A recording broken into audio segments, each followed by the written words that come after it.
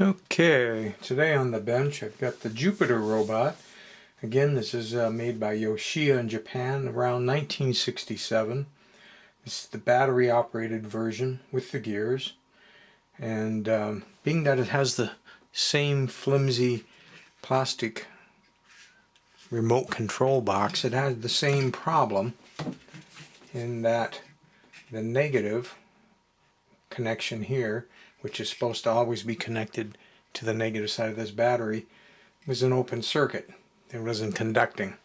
So I added an extra wire. Someone had already been in here before because the plastic kind of cracked and everything's been resoldered. So I know someone's tried to get it going, but apparently they didn't use a voltmeter to see that the negative isn't making its way through. So I added the wire there, got the negative going, cleaned the contacts, got a good solid 3 volts coming from the remote, and then it came down to the robot itself, which of course has the body lifted off. There are these tabs on the sides that you can see there that fit into these tab holes here, and then you bend them over. Now, like I say, someone's worked on it before, because this tab in particular is cracked, and I've got some glue on there hoping that'll firm that back up. But the body just sits over the top. We don't need that for where we're at right now. I thought some of you might find it more interesting to actually see inside. The motor sits vertically. There's the got it down maybe from the back here. If I can get this light to turn on again on the camera, let's try.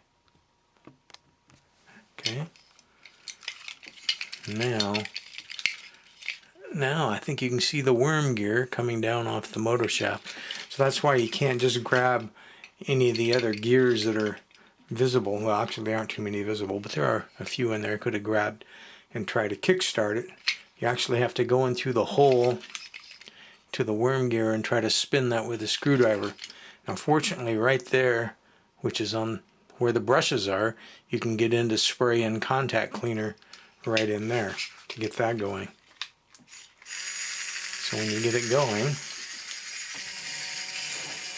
here's what you got. The wire is really stiff. Again, I don't want to be the one to break the wire, so I'm not going to straighten it out. But you can see the walking action, the crank, the gears, the light. So I think you know what's going to happen when you do put it all back together. I don't really want to put the top on permanently just yet because I'm waiting for that plastic to dry, and if it doesn't dry all the way, then I'll try some different adhesives.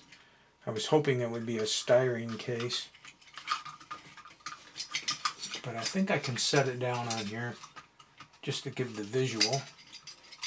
If I can get these stiff wires out of my way. Like so. And you got these axle rods which are held in place by the body. You got to get those out of the way.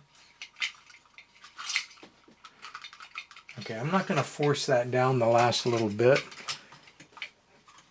I think we'll just kind of call that good. See how stiff that wire is? That just moving the battery box tips the whole thing over.